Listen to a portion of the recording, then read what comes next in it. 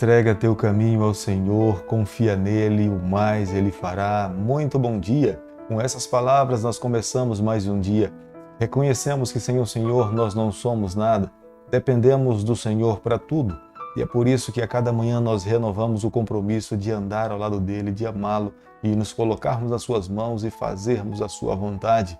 Quero nesse momento clamar ao Senhor que aonde você estiver nesse instante, a mão do Eterno esteja sobre a tua vida nesse momento. Quero deixar com você nessa manhã um versículo da Palavra de Deus do livro de Salmo, capítulo 119, o verso 37, onde a Bíblia diz o seguinte: Desvia os meus olhos para que não vejam a vaidade e vivifica-me no teu caminho. Salmo 119, o verso 37. Nós dependemos do Senhor para que Ele guie os nossos olhos, Ele guie os nossos passos. Embora nas nossas mãos esteja a responsabilidade de tomarmos a decisão, mas nós queremos que a influência do Espírito Santo esteja sobre cada um de nós. Sendo um templo vivo do Senhor, nós queremos ser conduzidos por Ele e que a nossa mente seja tomada pelo Senhor e guiada por Ele e que as nossas ações reflitam quem de fato é soberano sobre a nossa vida. Cada dia, nesse canal, nós estudamos um capítulo da Palavra do Senhor e nessa manhã convidamos a você a abrir a Bíblia no livro de 2 Crônicas, capítulo 23, o versículo 1. No 7º ano, Joiada se animou e entrou em aliança com os capitães de Sem, Azarias, filho de Jorão, Ismael, filho de Joanã, Azarias, filho de Obed, Maazéias, filho de Adaías, Elisafate, filho de Zicri. Através do estudo desse capítulo, nessa manhã, nós chegaremos à seguinte conclusão. Embora aparentemente possa denotar de que Deus não esteja no controle da história, a palavra de Deus nos revela que Ele é que está sentado no trono, é Ele que rege todas as nações. Aqueles que se colocam ao lado do Senhor irão alcançar a vitória. Aqueles que, na verdade, dão as costas para Deus, o seu destino eterno já está definido. Embora a Bíblia comece falando que o grande conflito que começou no céu se arrolou para essa terra, mas o último livro da Bíblia já nos revela e nos mostra quem é o vencedor desse grande conflito. A Bíblia nos mostra quais serão as consequências daqueles que se aliaram ao inimigo do Senhor, mas a palavra de Deus também nos afirma que todos aqueles que amarem a Deus e que seguirem ao Senhor irão alcançar a vitória, porque o Deus que nós servimos jamais conheceu a derrota.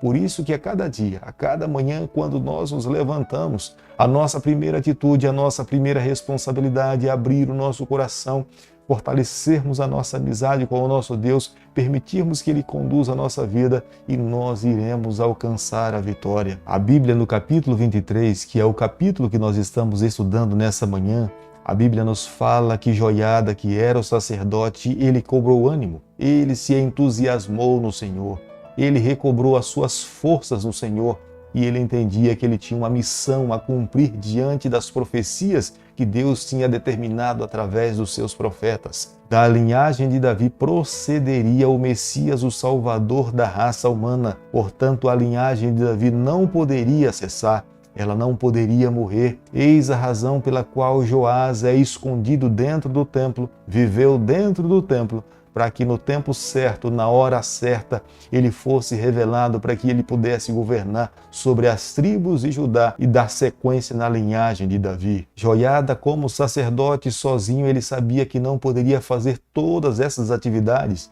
Ele dependia de um grupo de homens fiéis, leais a Deus e a ele, para que pudesse entronizar Joás como sendo o rei das tribos de Judá. Depois de conquistar a amizade e a confiança desses líderes, desses capitães, desses príncipes, é o momento que ele apresenta para todo Israel, dizendo que Joás tinha sangue real, o filho do rei estava vivo e era ele que deveria governar sobre todas as tribos de Judá. Estrategicamente, nesse período, foram trazidos para Jerusalém todos os homens de confiança, todos os príncipes, aqueles que dariam apoio na sequência da linhagem de Davi. Todas essas atividades aconteceram de uma forma sigilosa. Atalha jamais poderia saber do que estava sendo conspirado para acontecer.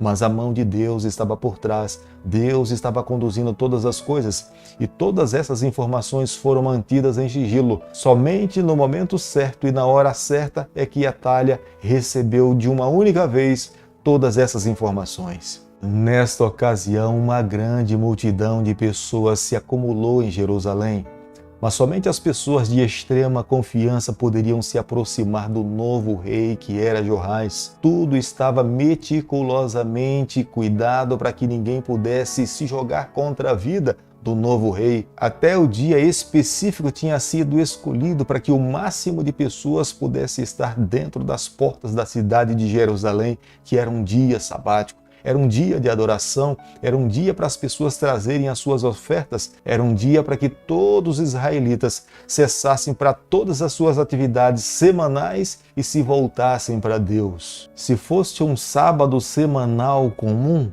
todos os sacerdotes, levitas, que tinham terminado os seus turnos, eles deveriam ter voltado para suas casas. Mas nesse dia, no momento da coroação de Joás, todos os sacerdotes, todos os levitas foram convocados e eles não poderiam voltar para suas casas, eles deveriam permanecer, participar da coroação e da proteção do rei. O momento da coroação do rei não era apenas um ato civil, era um ato também religioso. Embora toda uma nação devesse compreender que eles deveriam amar o rei, sustentar o rei, mas também era o momento diante de Deus receber a bênção do Senhor, para que o Eterno pudesse abençoar o seu povo, em especial ao rei, para que ele tivesse sabedoria. E ele mesmo deveria entender que ele era um representante do Senhor para liderar o povo do Senhor, não como sendo o dono do povo, mas representando a Deus, pastoreando o seu rebanho, para que ele recebesse sabedoria para conduzir dessa forma. Era o próprio rei que estendia sua mão sobre a palavra de Deus, demonstrando reverência, demonstrando respeito,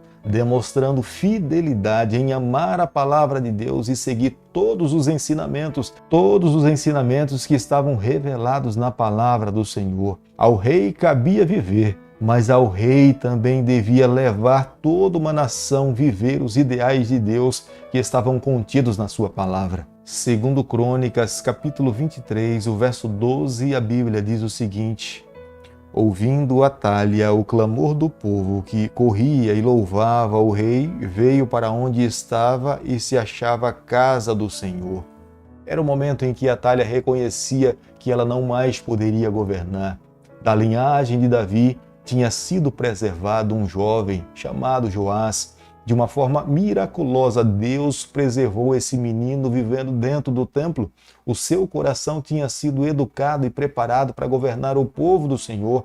Joás aprendeu a amar a lei e os ensinamentos divinos. Joás seria aquele que daria sequência na linhagem de Davi. Joás seria um rei que seria conduzido pela palavra do Senhor. E é nesse momento que Atalha, ao ouvir toda uma nação gritar "Viva o rei!", que ela tenta se rebelar, gritando que tinha sido traída. Mas é nesse momento que o sacerdote Joiada fala para os capitães que todas as pessoas que seguissem a Atalha, essas pessoas deveriam ser mortas, porque o reino de Atalha tinha chegado ao seu final. Atalha tinha imaginado que tinha matado todos os descendentes da linhagem de Davi, mas nesse momento ela pôde perceber que se equivocou. De uma forma miraculosa, Deus preservou um jovem da linhagem de Davi. Agora, nesse momento, ela seria morta. E não somente ela, mas todos aqueles que participaram do seu plano e todas as pessoas que estivessem com seus corações voltados a seguir Atalha foram mortos nesse instante. Somente dessa forma nós podemos compreender que a mão de Deus estava conduzindo tudo.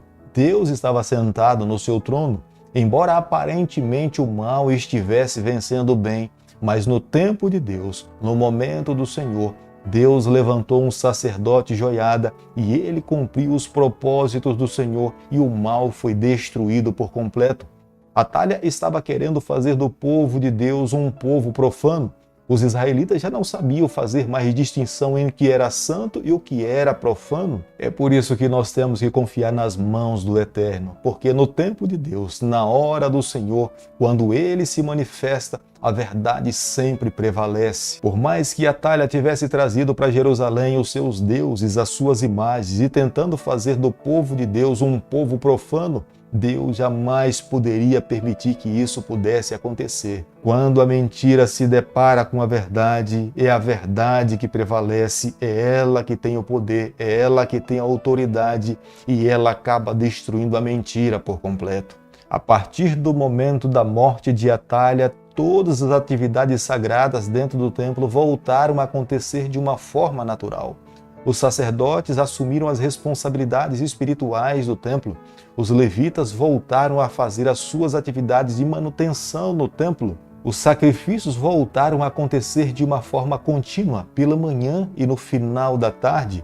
Os adoradores passaram a frequentar o templo adorando ao Senhor. Todos os sacerdotes profanos de Baal, que suscitavam uma adoração profana entre o povo do Senhor, eles também foram mortos. E o nome de Deus foi exaltado, engrandecido, e toda uma nação reconheceu e se prostrou diante do Senhor, compreendendo que há um soberano assentado no trono, que no momento dele, no tempo de Deus, ele se manifesta para cumprir todos os seus propósitos. Jamais alguém sob a face dessa terra pode se contrapor a vontade do Senhor. Querido amigo, nessa manhã, ao concluirmos o estudo do capítulo 23 do livro de 2 Crônicas, eu e você, nós precisamos chegar à seguinte conclusão. Nós temos um soberano assentado no trono de todo o universo. Ele rege todas as nações. É ele mesmo que um dia veio aqui a essa terra vestido na roupagem humana, morreu na cruz do Calvário para nos ensinar como é que nós devemos viver. Mas os olhos do Senhor estão sobre a face dessa terra.